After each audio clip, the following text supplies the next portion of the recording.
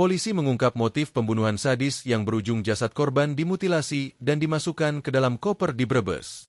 Kapolres Brebes, AKBP Lilik Ardiansyah mengatakan, pelaku bernama Rokib, 45, mengaku emosi setelah korban Sapri, 67, diduga menamparnya saat menagih utang. Dalam kondisi marah, pelaku kemudian mengambil batu yang ada di dekatnya, lalu memukulkannya ke kepala, dada, dan tengkuk korban, hingga korban meninggal dunia. Setelah menghabisi nyawa korban, pelaku juga mengambil uang dan ponsel milik korban.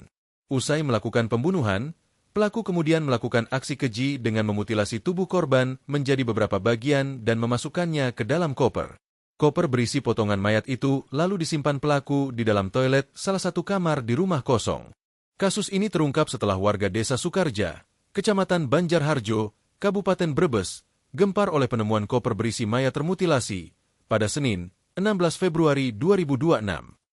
Sekretaris Desa Sukarja, Rohandi menuturkan, jasad itu pertama kali ditemukan oleh saudara pemilik rumah saat bersih-bersih pada siang hari. Saat itu, saksi mencium bau amis.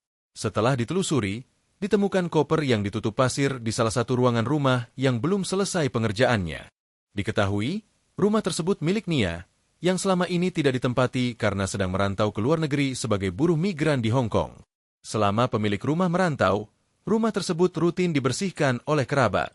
Temuan mayat dalam koper itu kemudian dilaporkan ke Polsek Banjarharjo. Petugas yang datang langsung melakukan olah TKP dan mengevakuasi temuan tersebut ke rumah sakit. Kapolsek Banjarharjo, AKP Ahmad Suudi membenarkan adanya penemuan mayat di dalam koper. Belakangan, korban diketahui bernama Sapri, 67, warga Desa Pende, Kecamatan Banjarharjo, Brebes. Pihak keluarga sebelumnya telah melaporkan korban tidak pulang sejak Minggu, 15 Februari 2026, malam. Kepada keluarganya, korban sempat berpamitan hendak pergi menagih utang. Dalam waktu kurang dari 24 jam setelah penemuan jasad korban, polisi akhirnya meringkus pelaku. Rokib ditangkap saat bersembunyi di rumah istrinya di Kabupaten Majalengka, Jawa Barat, pada Selasa, 17 Februari 2026, dini hari.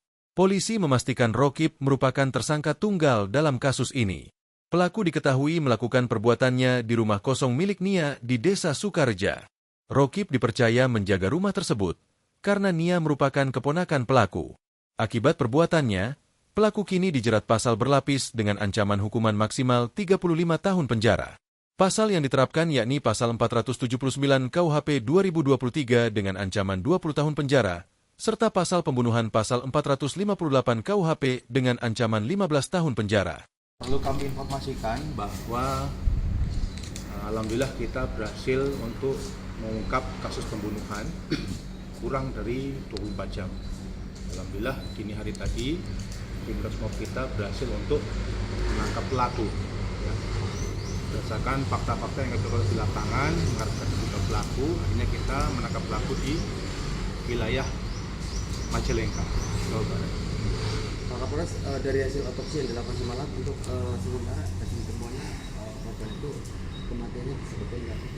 Jadi adanya pukulan benda tumpul yang ada di belakang kepala. Jadi terdapat patah tulang dan juga kerusakan di sekitar tengkuk dan dasar tulang kepala. Ya, jadi untuk korban ini setelah dihilangkan nyawanya oleh pelaku, kemudian pelaku ini berencana untuk memasukkan korban ke dalam koper. Karena tidak cukup, kemudian pelaku memotong kaki dan tangan korban. Untuk pemakaman sendiri dilakukan di mana? Di Majalengka.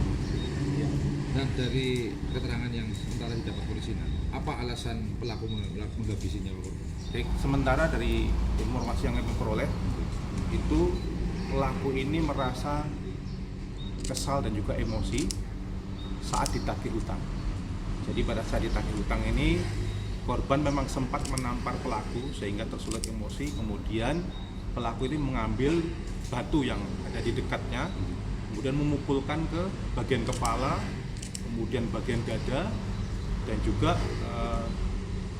ke bagian tengkuk, sehingga korban meninggal dunia. Dan terakhir, untuk apa ada unsur 340 dan karena pada saat terakhir kan informasinya pelaku meminta uang atau memancing dengan mau minjam uang lagi. Sementara kami masih dalami ya, karena pelaku baru kita tangkap, masih kita minta keterangan nantinya. Kemudian perlu rekan-rekan juga ingat bahwa ini juga sudah kita terapkan untuk pasal KUHP yang terbaru. Oke. Identitas pelaku dan identitas pelaku dan korban dan hubungannya apa dan? Kalau untuk pelaku itu inisialnya adalah R, umur 45 tahun, laki-laki ya, itu punya memang hubungan dengan pelaku utang piutang. Pak Kapolres, dari hasil penyelidikan sementara apa ada unsur pencurian dan kekerasan dan karena di satu sisi juga barang milik korban sendiri juga dibawa dan Betul. dan apa? Jadi pada saat pelaku ini menghabisi korban itu mengambil uang dan juga handphone milik korban. Uang sebesar 15.632.000. Ancaman hukumannya apa?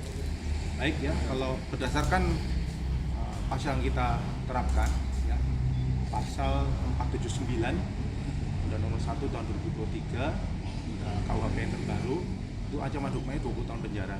Dan untuk pasal pembunuhannya ya 458 Undang Nomor 1 tahun 2003 itu ancaman hukumannya 15 tahun penjara. Berlapis ya dan berarti. Lapis. Terima kasih. Download Tribun X sekarang, menghadirkan lokal menjadi Indonesia.